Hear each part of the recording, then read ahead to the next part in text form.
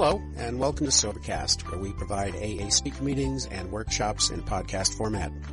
We're an ad-free podcast, and if you enjoy listening, please help us be self-supporting by visiting Sobercast.com, look for the donate link, and drop $1 or $2 into our virtual basket. We hope you enjoy the podcast. Have a great day.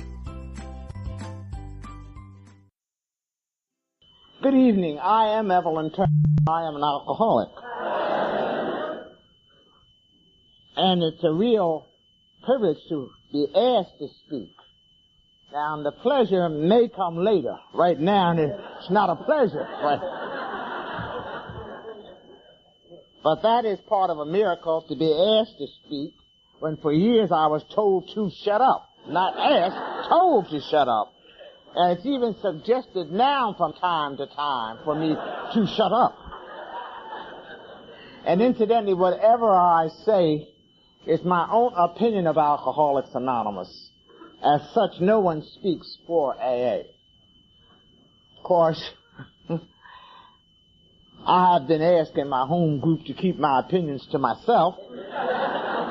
But one of the nice things about being a speaker, most of you are polite enough to just grimace and not say anything until the meeting is over. Someone told me a couple of months ago, I had spoken in California. She said, "Oh, I remembered you," she said. And at that particular banquet, one of the companions said, "My God, the main speaker is a woman." And I thought tonight, I wonder how many are saying the same thing. But one nice thing, they did say woman. They didn't say lady, Cecil. I know what he's sitting over there thinking.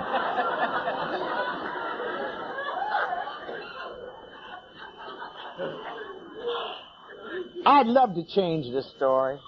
I've told it so much, it's a couple of people out there in the audience I know tonight that could better tell it than me, and will tell me when we get back to Washington what I left out. But I am originally from Philadelphia, Pennsylvania. A good city to be from, they say. City that is known affectionately as the city of brotherly love. A name I took quite literally. I tried to love every brother I met.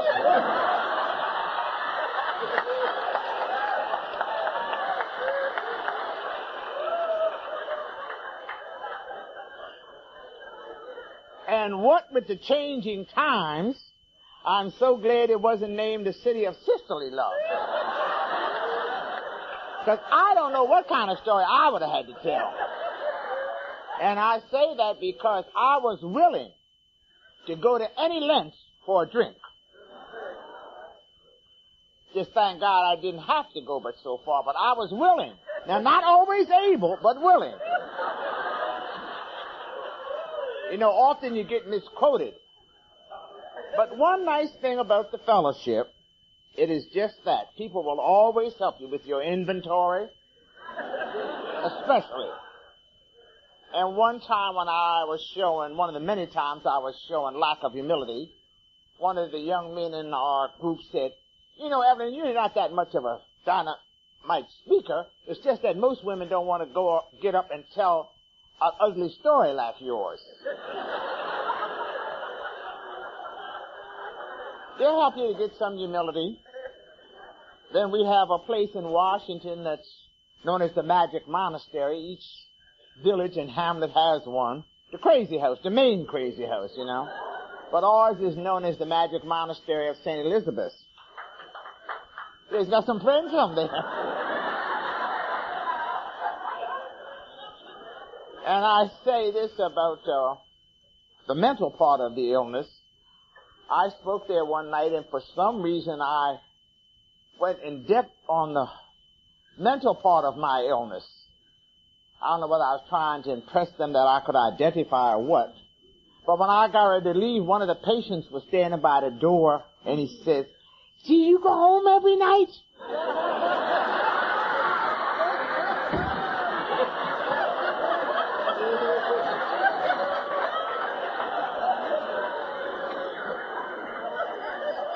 And I had been sober 10 years. I didn't disrupt him. I said yes. Because I guess he, if he thought that way, I said at least he understood me. Then another time I was addressing a group and I said, most of the people, that was at a prison.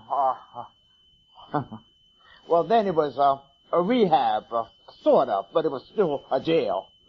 And I said, most of the people here I know are alcoholics because I have not known of anybody claiming to be an alcoholic that isn't. And halfway through the program, the right-hand section got up and left. And I've never had them leave in a group formation. They kind of sneak out one at a time, Said, come on, enough of that. And I said, They said, don't worry, Evelyn. They were ladies from the Lutheran church.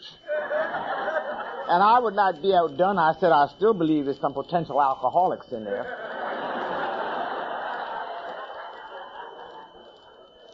And then with tongue-in-cheek, I want to say to the Al-Anons that you owe me and all of us alcoholics a vote of thanks, because if it wasn't for us, you wouldn't be here.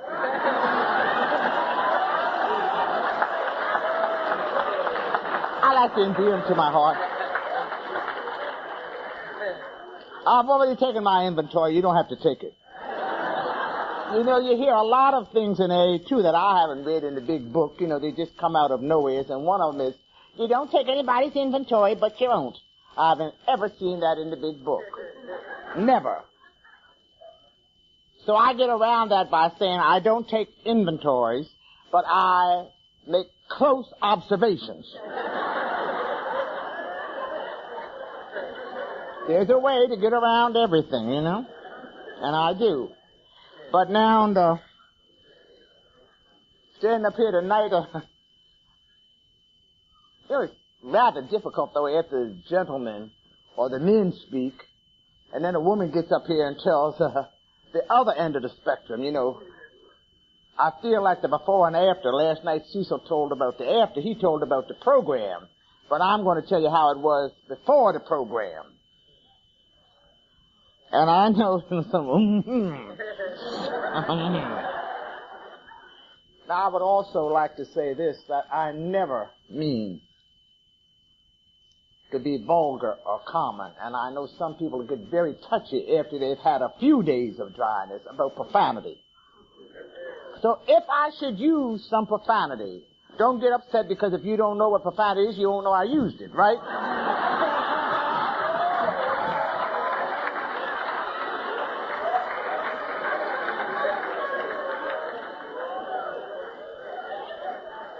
There are a lot of changes in the miracles. I hear a lot of people say, now that I'm sober, I don't do this and I don't do that, and that's their story, and I believe they lie sometimes, but that's their story. And let me tell you, now that I'm sober, I don't do a lot of things. But now let me tell you why I don't do them. First of all, I'm too scared to do them. Secondly, I'm too old to do them. Thirdly, ain't nobody asking me to do them.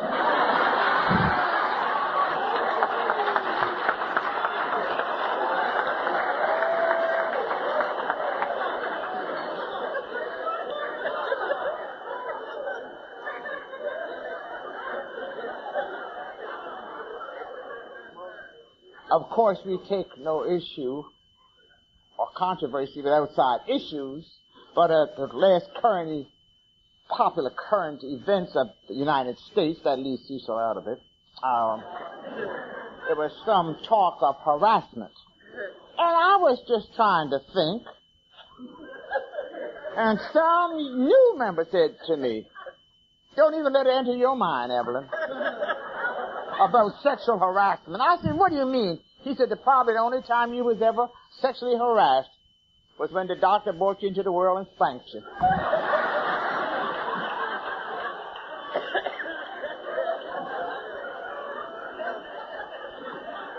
To each his own. And I say that too because I can best describe myself as alcoholic woman as one who, when they said bottoms up, I didn't know they meant the glass.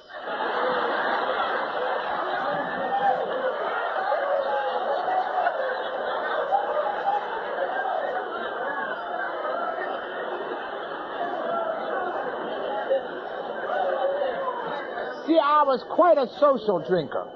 Every time you had a drink, so shall I.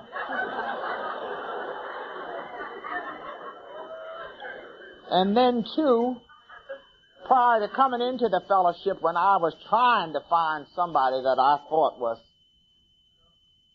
of lower echelon, it's hard to relate back when you thought so crazy, but for my mother's sake, you know, she was always looking out the window talking about, oh, she's a nice little girl, oh, she's a lovely person. She ought to be. She's running with everybody in the block. Well, so was I, but I wasn't getting anything. But that was neither here nor there, see. But I always had to bring them down some, so I really was looking around trying to find the woman that I felt was below me. Now, understand me, I felt. I didn't say was below me. I felt was below me. So finally, I ended with the women of the evening. Now, after I was sober quite a while, too, it occurred to me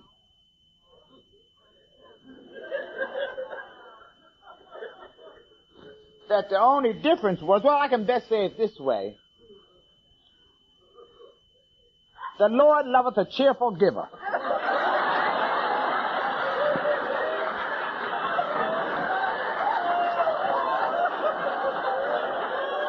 And I am twice blessed. I gave away things I didn't have to give away. And it gave them to people who didn't even want them. But I gave it to them anyway. Now don't you guys sit up there and try to look all smug. You know, many times you'd rather said no, but it was right there, you know, so why pass up a good opportunity?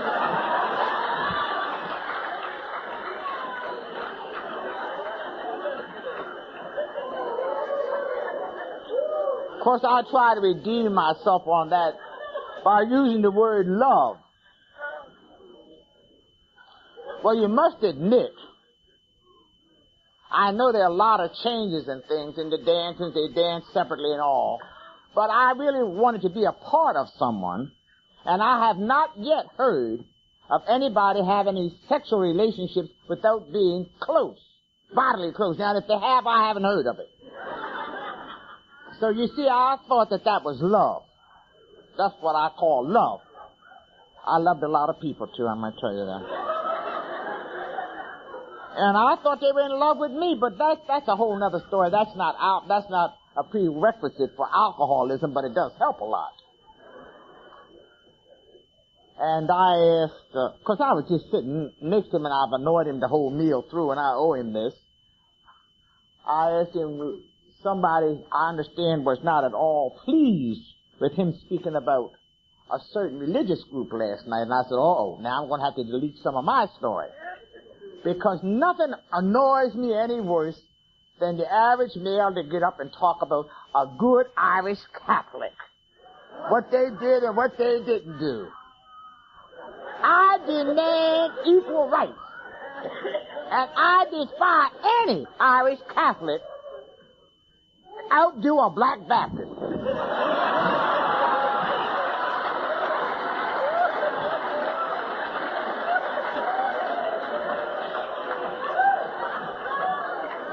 The only difference is our church don't approve of it.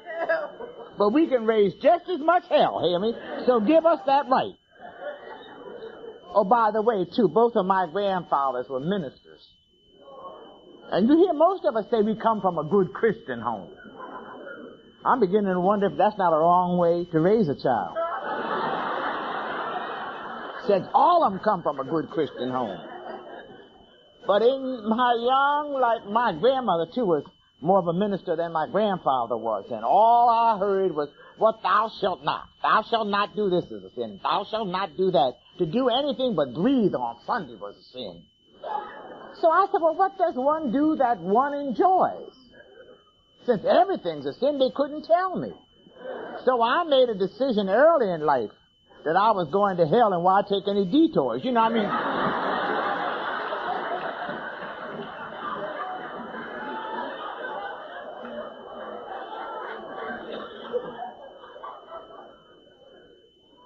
And I know there's a generation gap here for some. In fact, when I told at one meeting, when I first came into a little girl came up to me later and said, "Gee whiz, Ev, you know what? You were sober before I was even born." And thinking I was still 16, I said to her, "Yes, honey, and if you keep on talking, I'm going to be sober after you die."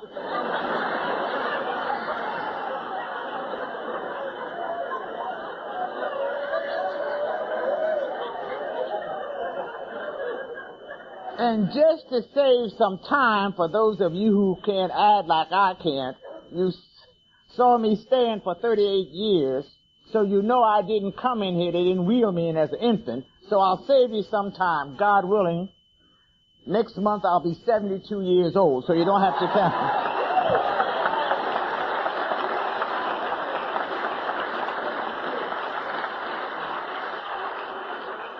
Anyway you take this, this is a miracle. You hear me? I mean, I'm dressed tonight. You may not know it, talking about accept the things you cannot change. I bought a very inexpensive pair of pantyhose. And for women who know it had two openings, I didn't know my leg was coming out a hole at the side, but fortunately the dress is long. I have lost 35 pounds in the last year, and the same dress, this is the speaker's dress, you know, it goes from...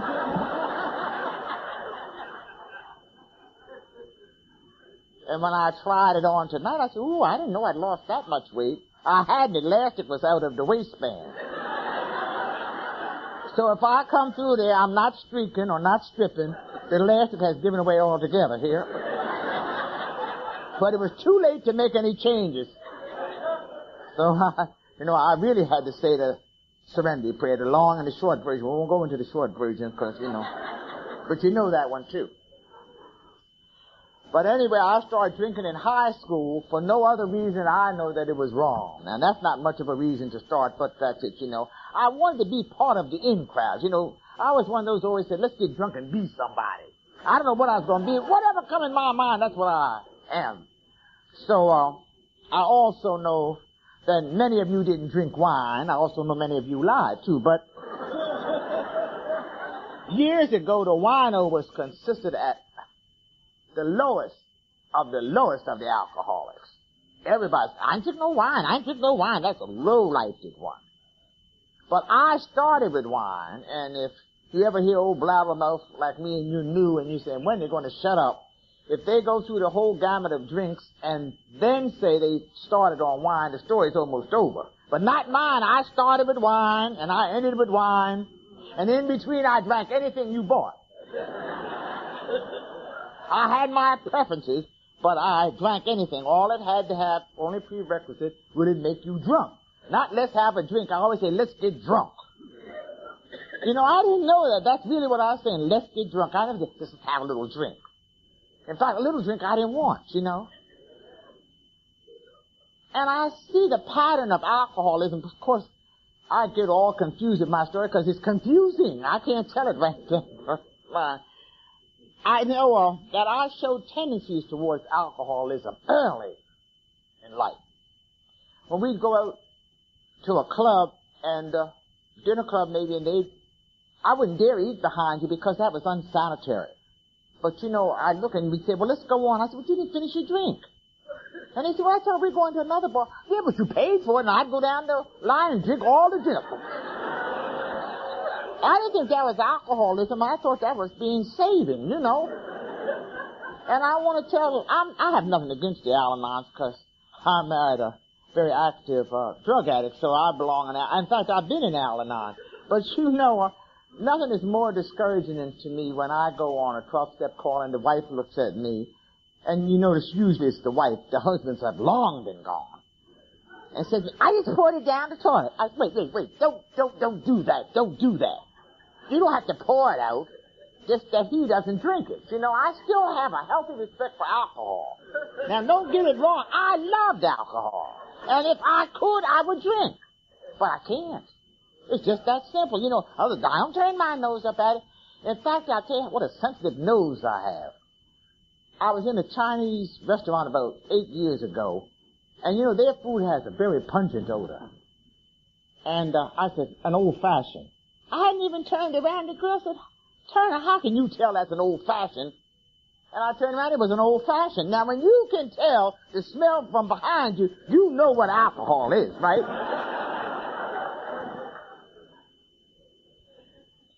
And then at our church, we have grape juice. We are not one that believes it changes from water to wine. We know it's grape juice, but we have grape juice instead of wine. And I'm always the one on the cleanup crew. And the girl said to me, you want to finish up the wine? Well, I knew it was grape juice. I said, sure. So I was standing there talking and holding the challenge. She said, Evelyn, will you hurry up and drink the wine? Now, that's a miracle. First time in my life anybody had to tell me, Evelyn, will you hurry up and drink the wine? It was gone before you could turn your head. You know how you hold your hand out and they say when? If you run all down my arm, I'm still holding my hand out.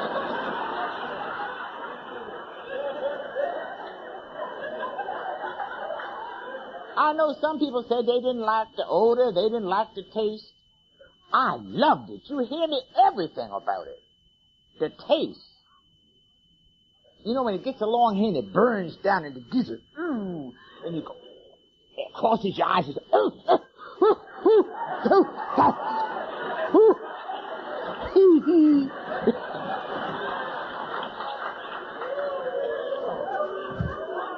that's a good drink. Thank you. I always live the program in reverse. I thank God. Oh, thank you, Jesus. Oh, thank you. In fact, we have trouble with some of the people in the third step, believing in the power of greater than stuff. They say, don't say the word God, it'll frighten them away. Now I want to ask you something. You don't have to be of a religious persuasion, but have you ever heard anybody, especially an alcoholic in trouble, say, oh, Lucifer, oh, Satan?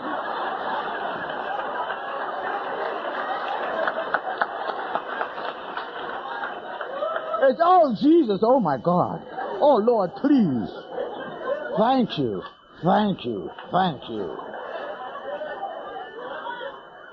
I know one of the times, I made the bed more than one time, but one of the times I was making the bed, I turned the mattress over, and I was a periodic drunk at that time. It was a time in between when I would stop drinking. But once I got started, we'd start all over again, and this time, I decided I'll clean up the room, I don't have anything to drink. But as I turned the mattress over, there was a full half pint. I have never praised God like I did that night. I'm ashamed to say it, but I got a religious conversion. Thank you, Jesus. Thank you. God knows if you live right, you die right.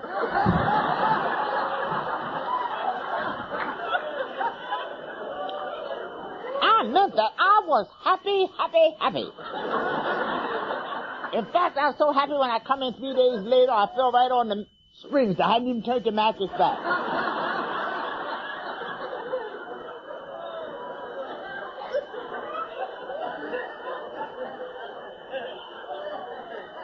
Not to get my war straight, I was a child of World War I. Now, let's don't get it all mixed up. I know some of you young ones, what? World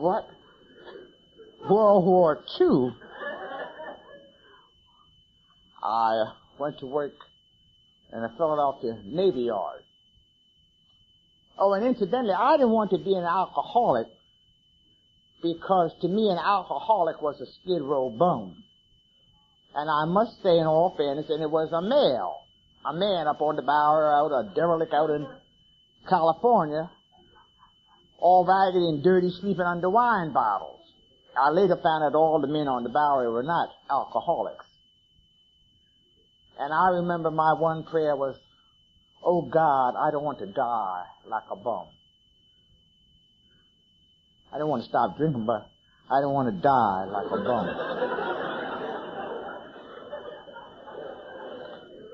It's amazing just how, the two things get so confused there.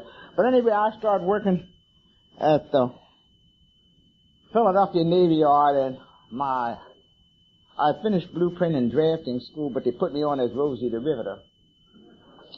Plus the Navy was there. Oh, I did love the Navy. First of all, they got paid twice a month. They had no control with the money. The Army was slow, and the Navy was where it was. You know, and I was right there every payday. Saluting and... In fact, I signed up for the waves. But they couldn't take me till the next month, and I lost a lot of drinks there, so I said, no, I can't go. And they said, if you have to go to Hunter College. I couldn't wait that month, so I went on and became a USO hostess.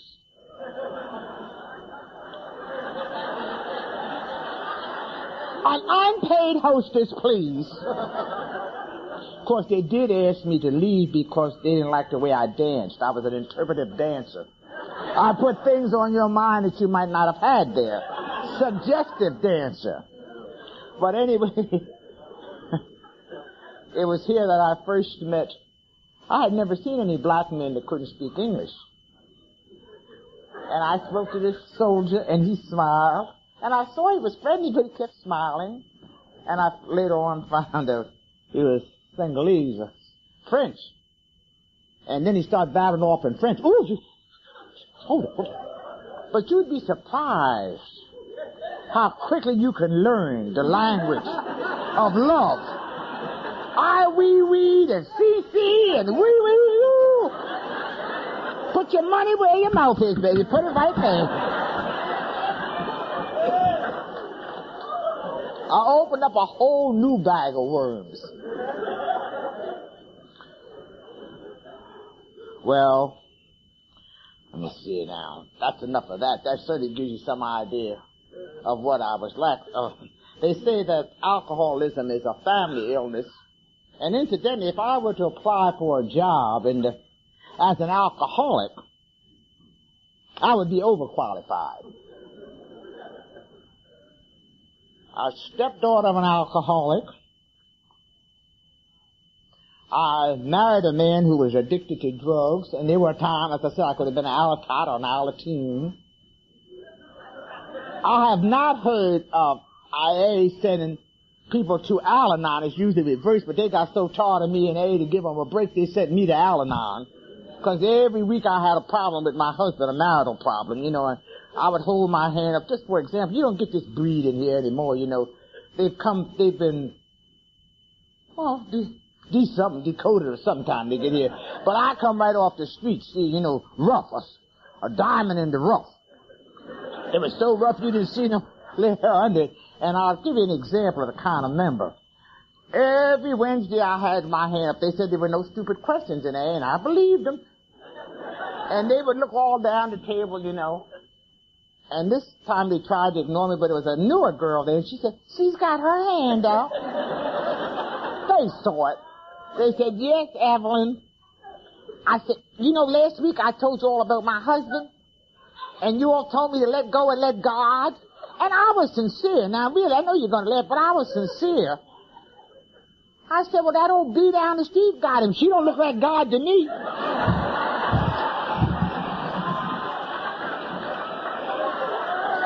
And I sat there and waited for an answer. And they said, somebody will talk to you after the meeting. So then they made me the coffee pot. They let me make the coffee, you know. Wash the ashtrays. You know how they break you in on the ground floor, you know. So I said, all these old men sitting around here and got a young woman lifting this coffee pot and lifting this coffee pot. I'll show them. So one night I'll be late. And I was best coffee I've ever drank. Then you say, where have you been? They said, have some coffee, Evelyn. So I didn't do that anymore because if you knew, take these jobs, it helps. People spoke to me that would not have said anything to me other than that when I was sitting in with the group setting. But then I got so clean because I was such a dirty drunk that I became a Lady Macbeth and I was cleaning everything. The building wasn't clean enough. I bought some breath of pine and I had some left over, so I cleaned the coffee pot with it.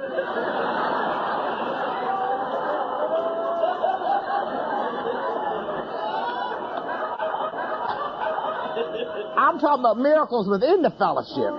Nobody got nasty and ugly. They made me secretary immediately. I thought I was promoted. I had done such a good job. Now, let me tell you something. My last job from the government before I retired, I was secretary to the dean of college. And until yet, I can say it out loud now, and I don't know any shorthand. Of course, he thought my writing was shorthand, so he never questioned it. I well remember, this was quite a while ago, when secretaries dressed like secretaries, and I bought a little white hat and some white short gloves and a shorthand book, and I took minutes every meeting. Minutes at the AA meeting. And my sponsor looked. She said, don't put no names there. I said, oh, no, I know that. And I kept every meeting. Well, nobody stopped me because it kept me quiet. But finally, I said, when do I get to read the minutes? Then they explained to me you didn't take minutes at AA meetings. See, I'm telling you about genuine love. Of course, I didn't know that they were making side bets that I couldn't make it. They said, why are you fool with her? I said to myself, hey, that child's got a wet brain. She said, but she ain't hurting nobody. She tries. Let her have the coffee. And I thought I was super duper. Really, I had no idea. You know, I thought I had really added some class to it. But anyway, let's talk about... I got mixed up there. I got before, and I'm there. And let me tell you how I got here. Took 6 states, 6 years. So I did that up the right way. You know, they say alcoholism is a family illness, and make no mistake about that, it is. The family made the decision. You know, in fact, everybody was making decisions for me, you know, and giving orders. In fact, it's so nice to stand up here and tell you my name is Evelyn. Because for years I was a pronoun. Where is it? Oh, Jesus, here it comes. Ooh! Yes, it's sitting right here looking at me. You know, like you're not there, you know. And my mother be talking on the phone, and I'm laying kind of horizontal in front of her on the floor. And she's peeping over. Yes, honey, it's laying right here. And it better not come in here drunk tonight, I'm telling you. But so I had to get up and get drunk, you know. In fact, one night they gave a New Year's Eve party, and I was upstairs asleep, and they didn't invite me. My poor little nephew, that's the worst beating he ever got. He come up there and flushed the toilet and woke me up. A shadow went through the house. Who woke her up? Oh, well. And I said, am I the only one drunk? Gets drunk? But now I see you hurt everybody that loves you. I used to say that my mother looked at me like she hated me. And the truth of the matter is she did hate what she saw. So it got to, as I said, they were giving orders, drop dead, go to hell, get out of my sight. Evelyn, go. Evelyn, just go. You know, she hands would just get nervous. Like she imagined it was around my throat, you know. And then she'd get to weeping, well, oh, I don't know what I did to get a child. Just God knows I tried. You know how they go on, you know. Or your grandmother would turn over in her grave. My grandmother's a whirling dervish. I know she is.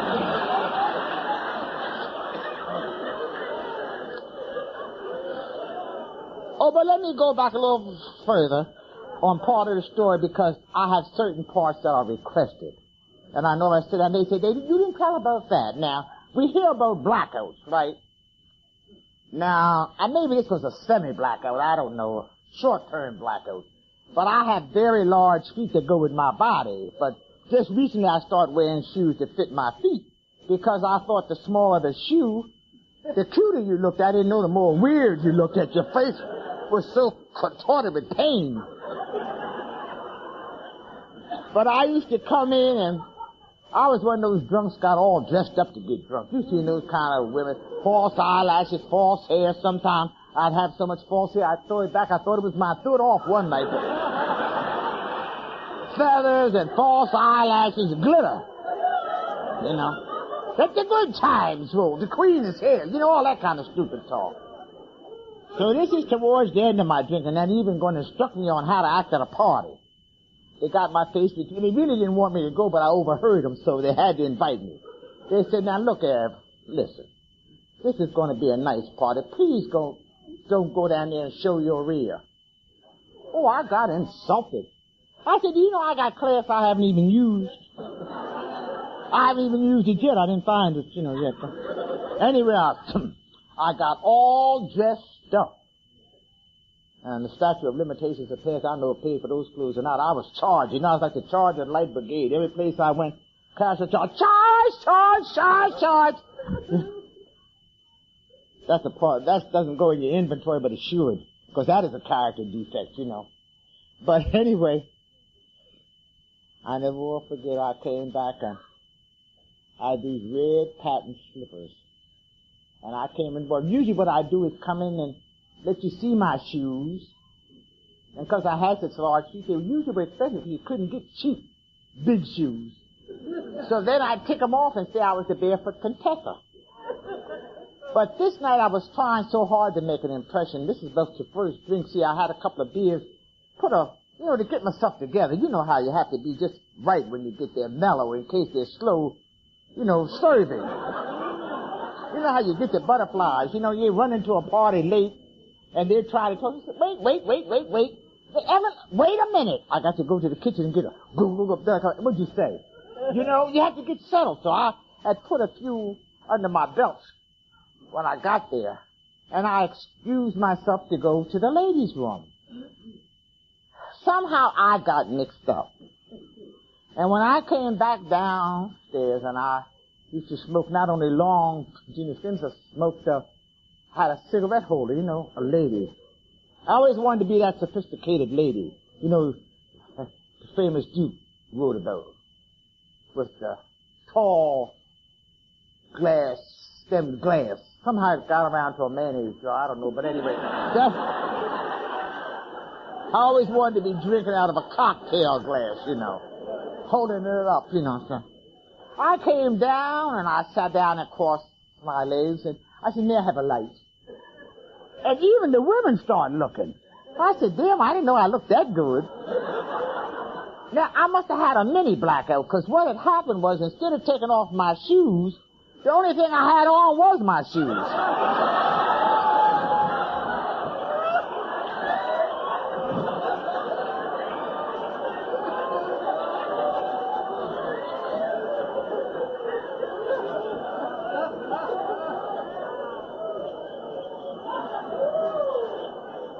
They always ask for that one. Then another one was, I fell in this woman's rock garden. I don't think it was much bigger than this, but I didn't feel none of those little pretty pink flowers. All I felt was the rocks. And I was trying to get out of it. And here she comes to the door. You better get out of my rock garden. She said, if you don't get out of there, I'm calling the police. And I wasn't trying to be nasty. I said, I wish you would. And I meant that I wanted to get out your rock garden. And she was very insulted. I don't know, you know how they say your brain tells the body what to do, but somehow the alcohol blocked that part. My mind wanted to do certain things, but my body didn't follow. You know how you say, come on, let's cross the street. And you get there and you can't cross. You're like one of them little toys that kids play with that don't go over. You go back and you grin and you laugh and you look at the person because they want, you know what you want to do, but they don't see. You want to cross the street. And finally they cross and you walk right beside them and they look. It's terrible like that. You say, come on, we can get together. We can make it, And then you can't. In fact, I used to say,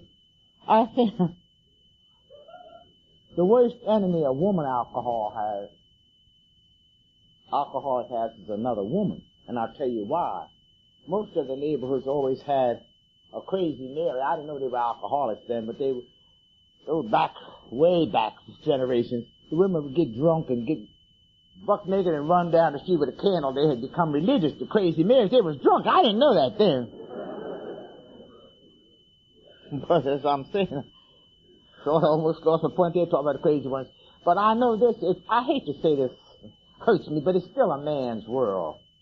If Mr. Jones goes down the Street, and he's drunk, And he comes out the next couple of days with a clean shirt, tie. Most of his buddies will say, man, you really tied one on the other night. You want to get your stuff together. But now you let Mrs. Jones come down that street drunk. Now who talks about her? Another woman. Because I did the talking. I said, that is a disgrace. I said, she ought to be ashamed of herself. God knows if I ever staggered down the street, I certainly would stop drinking. And I certainly lied. I didn't know that. Because it was all over, I staggered down the street. I ran down the street. You ever have one of them running drunks where you run forward and you back. You don't ever fall, but you know you rocking.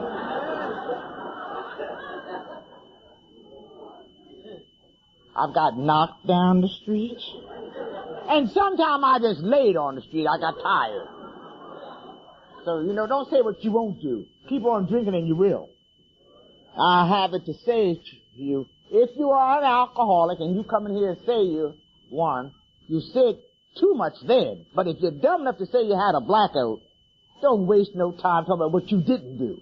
Say what you don't think you did, hear? And don't worry about your anonymity because somebody else there knows about you. They don't know whether you're drunk, but they know something's wrong with you.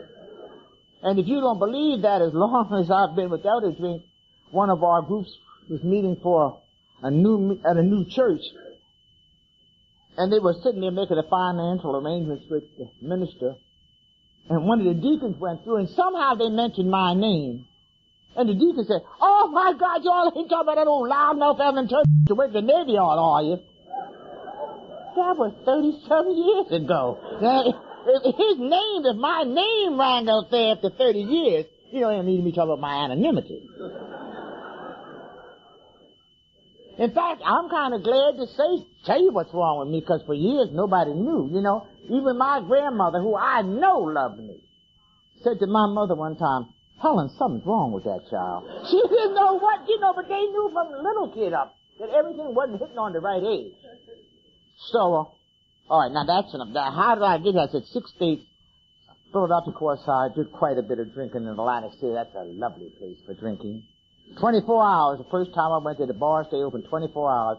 I tried to hold my eyes open. I hated to go to sleep. I couldn't understand. I left my 2 front teeth down there. My foot slipped off of the brass rail, and I fell down and knocked them out. And the doctors, they enabled us too, because the doctor said it was nervous exhaustion. I stayed there 2 weeks on sick leave, nervous exhaustion. I was drunk. New York. Took me 20 years to get downtown. I mean, to see parts of New York. I never got any further than 125th and Lenox Avenue. And I'd come in, I was in New York. Up on the hill. I was up there, all dialed up with this hat with the veil and the bird, and his hair was a feather that swung around like that. And I was so glamorous that night. I lit a cigarette and set the veil on fire, the hat, the bird caught on fire. Well, I was an action drunk, I liked action. When I wasn't dancing or performing, one time I got drunk at Christmas, put a holly wreath on my head and lit a candle and run down the bar and said they start the Olympics early, I wanted attention. I got the wrong kind, but I wanted it. So I was always in the limelight, always. But as I said, the family got in this one. They decided that yours truly would go to Marblehead, Massachusetts. Now, any of you know anything about Marblehead 40 years ago, I'm sure it might be the same. Very wealthy suburban area of Boston. At the time I was there was only 2 blacks in the town, me and the cook. And I say that because that's true, first of all. But secondly, the family sent me because they didn't understand alcoholism. And they thought I wouldn't have anybody to socialize with. Plus, most of the people there was wealthy, were millionaires and all, so they thought that settled the whole problem. I wouldn't have anybody to drink with, and it would help. My prospective employer was an alcoholic. And that was like throwing an old rabbit in the briar patch. In fact, we lived in this beautiful estate named Thornhead. It was our backyard was a bay or something, and the nearest neighbor was in Harlem. Beautiful. I hated every moment of it. The birds, they sang early in the morning. There's nothing worse than that with a hangover. And when it snowed in October, you didn't see the ground again till May, you know. And it was raw and beautiful and awful. And awful. He drank scotch and I drank whatever I could. So I didn't make too much money because the time I tried to replace his scotch. But what I'm saying is this. I thought it was my house, I'll tell you the truth. I was the upstairs maid, and people said to them, "Oh, Mrs. Morris, your upstairs maid has such a personality." The upstairs maid was drunk most of the time. Because when the guests would come, I said, "Would you care for a cocktail?" Of course, I'd had two. And then I had some more with them. There was two couples came that no matter how many times I offered them a drink, they refused. But now after a while, even I had to stop fixing them drinks. And I made the mistake of asking them, did they ever drink? Never ask members of Alcoholics Anonymous if they ever drank. They always have time to hold a meeting.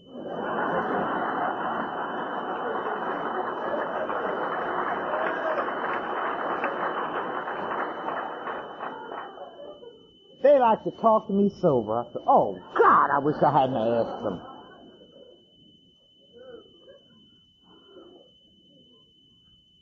So that's where I first heard of Alcoholics Anonymous.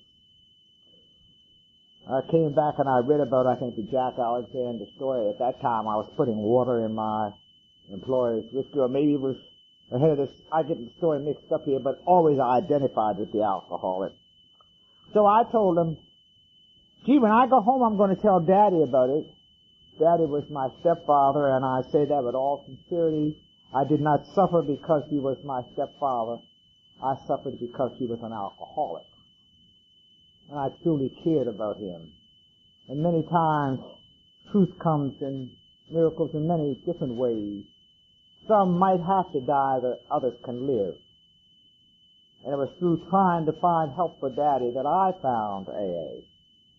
And I went, much like they say you're supposed to go, I went on my own in Philadelphia in 1948. And had I stayed, I would have been able to stand with that first lady, but of course I was not an alcoholic. I was too young, I was too glamorous. When I get that old and do that much, I'll be back. I first attended a member of the Tioga group in Philadelphia. It's since moved. After I left, they moved and took the name with them way across town. But anyway, I never forget that first meeting. There was a priest in uniform and a policeman in uniform. I sized that one up real quick. Said if one didn't get you, the other one did. But backing up a little bit, when I went down to headquarters, which incidentally then was on St. James's Place in South Philadelphia. And of course, I've always been a sentimental ass, not a sentimentalist, sentimental ass. And I would say, I'm going down to St. James Infirmary. I was going to die literally.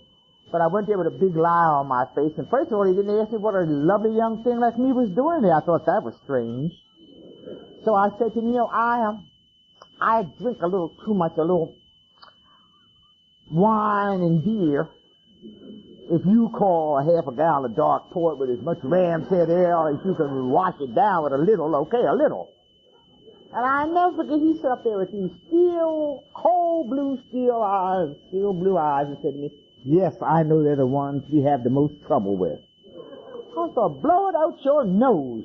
You know, I thought that they had varying degrees of treatment for the alcoholic. And that he was going to put me in an elementary class and then I was going to graduate. So, anyway. I went to Washington, nation's capital. And I got there, and, you know, Philadelphia's state stores, and so you have to pass at least 20 bars to get to the state store. So by the time you get to the state store, you ain't got no more money and you're drunk. But when I got to Washington, first of all, they sold half pints. And you could get it at every corner. I said, my God, I should have been here. Then they had Blue Tuesdays. Now, I always had a Blue Monday. Now we got Blue Monday and Blue Tuesday. They don't leave much of a work week there when you got to recuperate on Wednesday. Then I get in Thursday and Friday, you know. In fact, when I did leave the government, I had to work a year longer because I had a year with all the annual and sick leave. I had a year of leave without pay, you know. I was a very sickly person. In fact, the boss called me in one day and said, Miss Turner, said, you're using quite a bit of sick leave. I said, yes, you know, women have illnesses that are not peculiar to men. You know how clever you are when you're drunk. And I didn't know you had my record there, and it was in red where I was out. He said, Miss Turner, you sick every Monday? After every holiday? After every payday? I said, yes, I think I'm going through an early menopause. Well, anyway, I knew something was wrong. I mean, this started to get ahead and take too much time now. But I thought, I had no problem with craziness. In fact, I thought two of the worst things that could befall anybody was blindness and insanity. Remember, always quote more milking on my blindness. And I know when I was a child, I think they put glasses on me when I opened my eyes. And they told me if you wear them now, you won't have to wear them when you get older. You know, the next one should be a seeing eye dog, because you get thicker each time. But in trying to tell you about the miracle of things, last year wasn't one of the best years, and yet it was a good year. I had 5 surgical procedures on my right eye with a detached retina and everything else except blindness. In fact, I only see half of you now, and the other about a third. And I remember coming back, and I told a little girl, she said, oh, what did you have, glaucoma? I said, no, I said, I had a detached retina. She said, oh, she was there. You know, it's always the little young girls that come up to me with these. She said, isn't that what the fighters get? I said, don't you listen to my story? Do you listen carefully? I was one of those active drunks that was always inviting you, come on, hit me, hit me, hit me, hit me. I wish you would. And they would. And I'd get them say, you sure got a nasty attitude. So they wore that out. In fact, I asked the doctor what was the matter, why was it like that? He said, oh, Miss Turner, you're getting older and your eyes well. I said, oh, both my eyes the same age. But I forgot that they had beat on this one a little more. I haven't been able to accept it with serenity yet because I'm not too good at accepting love or giving love. I want to, but I'm not too good at it. One, to be a lady, you think I'd be glad for somebody to help me up somewhere, but to have to stand there at night and ask the girl to help me down the stairs. The great queen wasn't the great queen, and I kind of shuddered for a moment. I'm working through it, but it's not as easy as it is. I know I could be blind, I don't have to have any faith, but sometimes there's a great distance between acceptance and serenity. You understand me? You accept, but the serenity is a long time coming. They say God don't close one door, they open another, but there's a hallway and sometimes that gets drafted, you know?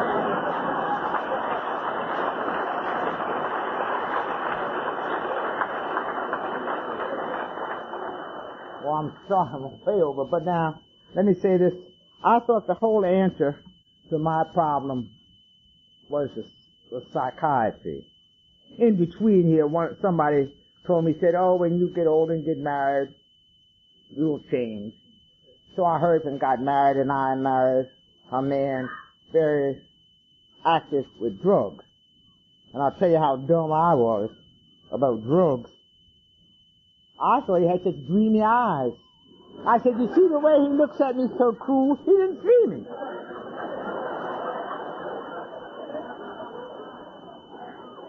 But I'll tell you one thing about that marriage. First time both in-laws were right. His family said I wasn't worth a damn, and my family said he wasn't worth a damn, and they were both right. We deserved one another. And just to hurry up with this story, when it comes to making amends, my family and friends thought I did not owe him any amends. But I tell you now, and long time coming, I didn't get the principles of the program maybe as quickly as others. But I did owe him some amends.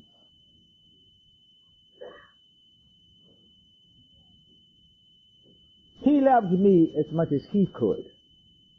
Maybe it wasn't the Hollywood type of love or the storybook type of love, but he loved as best he could. And that's all God asks of any of us. And so therefore, I always have, even though I have divorced him, a tender spot, and I always look around and hope sometime at some meeting I will see him and he too will have come into the program. But this,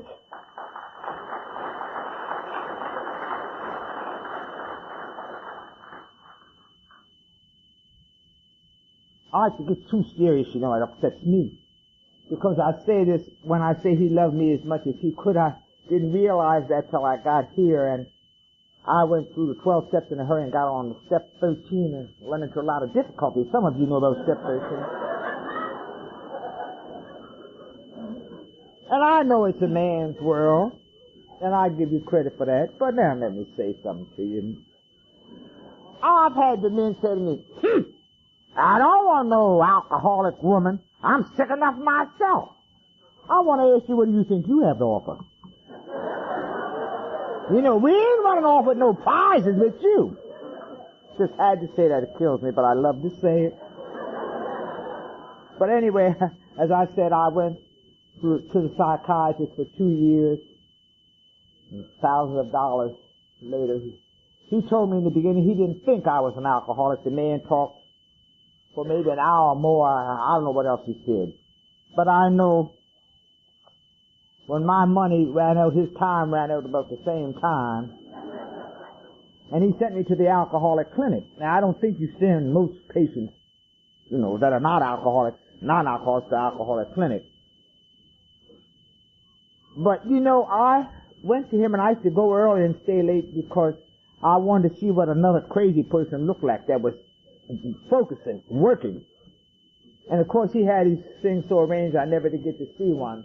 And I'm going to try to, before I end it, to tie all of this in, because what I'm trying to tell you about the miracle, everything I looked for, I have found in AA. I was looking for companionship, love and understanding, or people that I could identify with. And I paid those thousands. I don't say I wasted it. And I've heard a lot of people say, well, the psychiatrist didn't do this. I asked him later on, he said, well, Miss Turner, AA awaits a crisis, and psychiatry tries to precipitate a crisis. I said, don't you lose some? He said, yes, we do. So what happened was every time I'd go to him and try to stifle something, he'd bring something else up and I drank more, so he helped me to get to a bottom quicker. I know that's a roundabout way, but that's factual. In fact,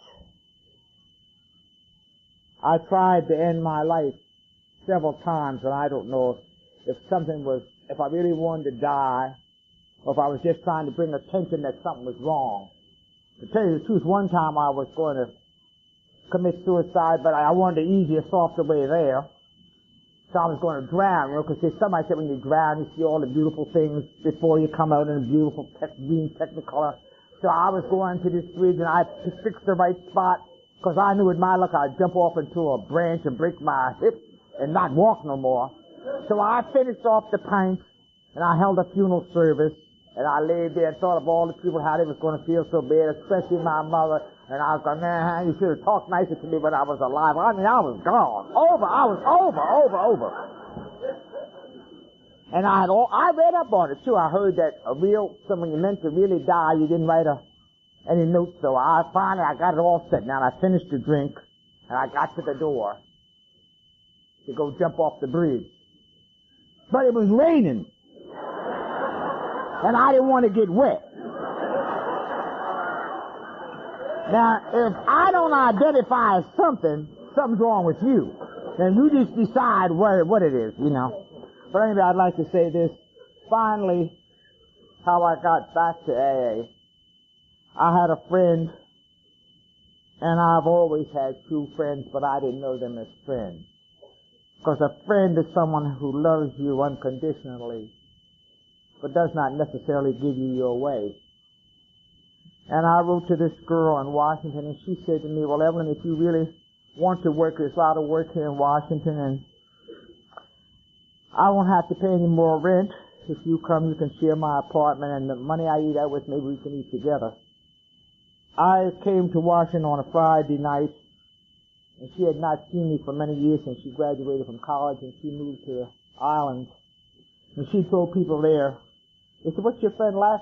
Miss Smith, she said, "Oh, she's not a very beautiful person," she said, "but she has a great personality, and she's very well dressed." And I come down there in a sewed up fur coat, looking like who would have thought off of a wine, drunk with the wine itch and all. And in fact, I like to insert this too for the new members, and I hope the little young man that's here for 2 days doesn't go back out. But if you do go back out, don't fool with no vodka and scotch and stuff. Go get you a half a gallon of dark wine. It'll bring you right back.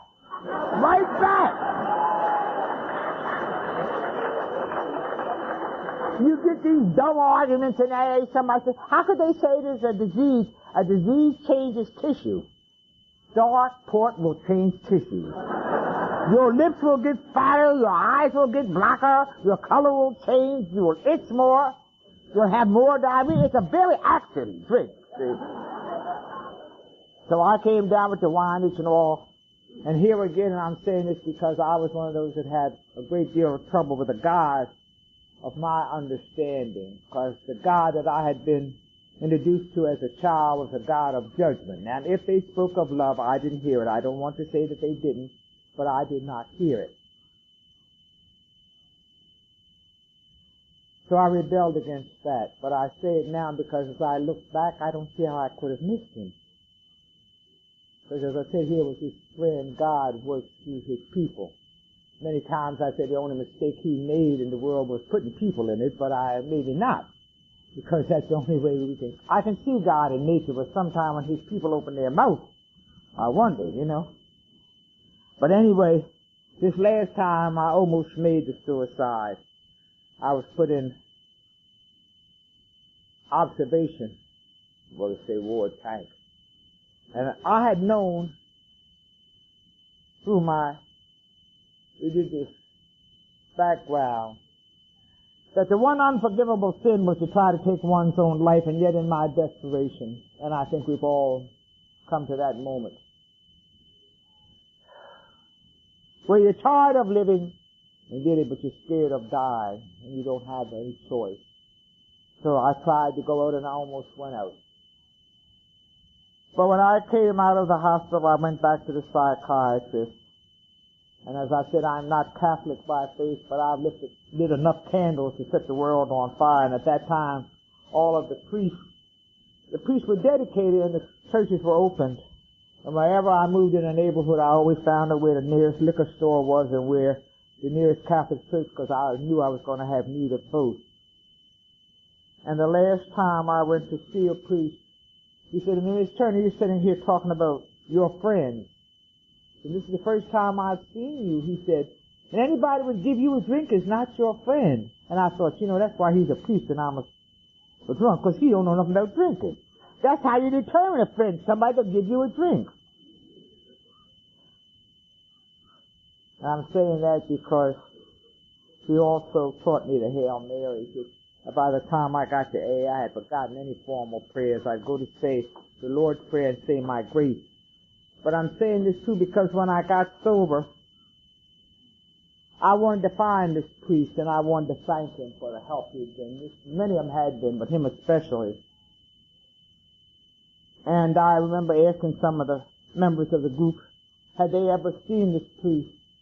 And they said, no, he moved away, but one night, and that gentleman is here now from Washington, he came up to me and said, Evelyn, did you ever find, and I can use his name now, and Father Went, because he since died.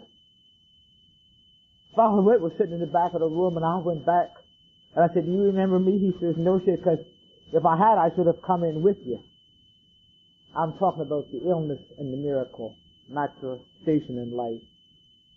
Here was a priest.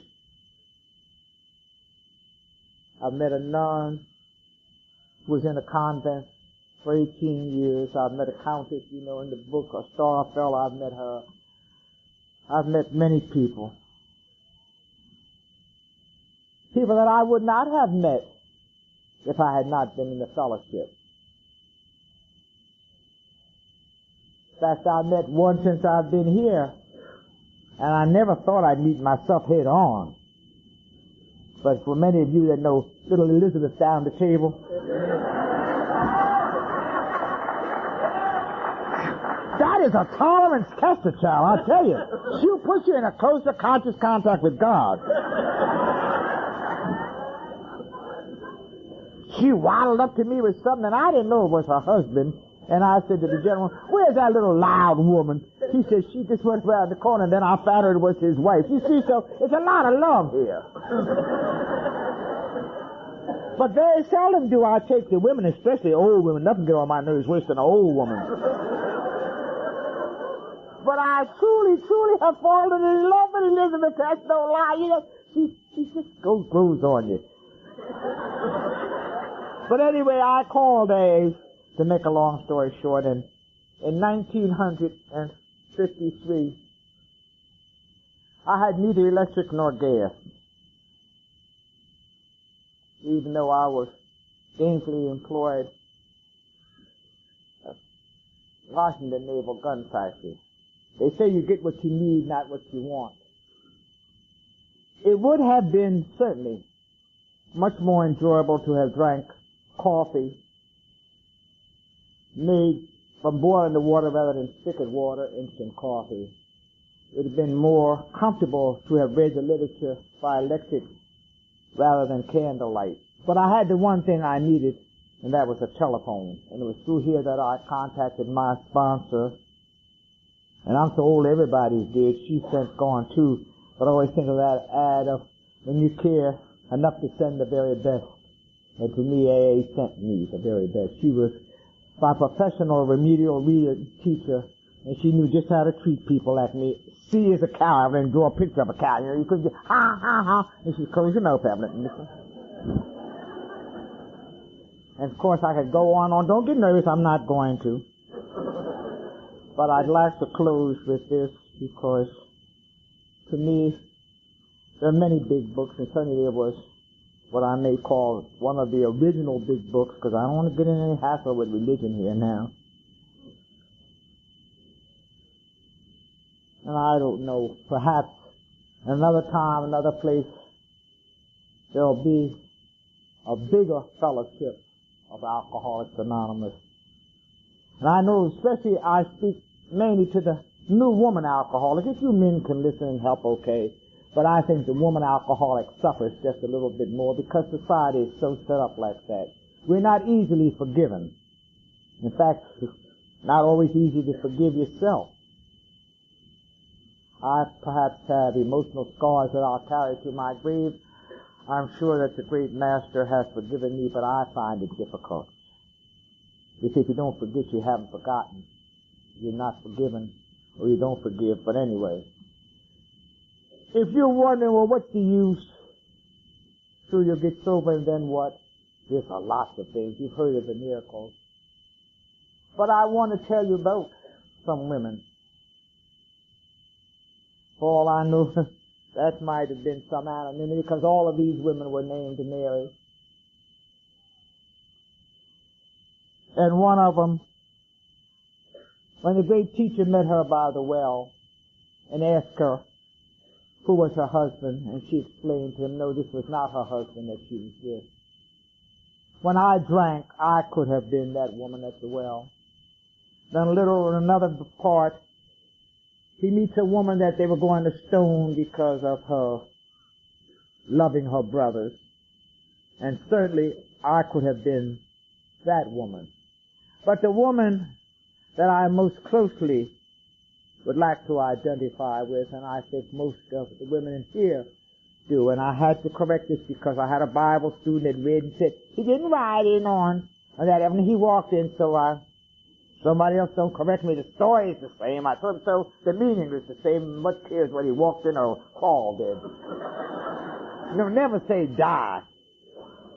But as the great teacher rode through the crowd, this woman too had been sick a long time. The doctors could heal her. Nothing could heal her. But she had some faith. And she pushed through the crowd and said, oh God, if I could just touch, just let me touch the hem of his garment, and I'll be made whole. And the great master, being who he was, said, somebody touched me. And I want to ask you, didn't that somebody touch you? Thank you. Thanks for listening. I hope you enjoyed the podcast. Sobercast is ad-free, and we'd like your help in order to keep it that way. So if you'd like to help us be self-supporting by pledging $1 or $2 a month, visit Sobercast.com and look for the donate links. Thank you very much.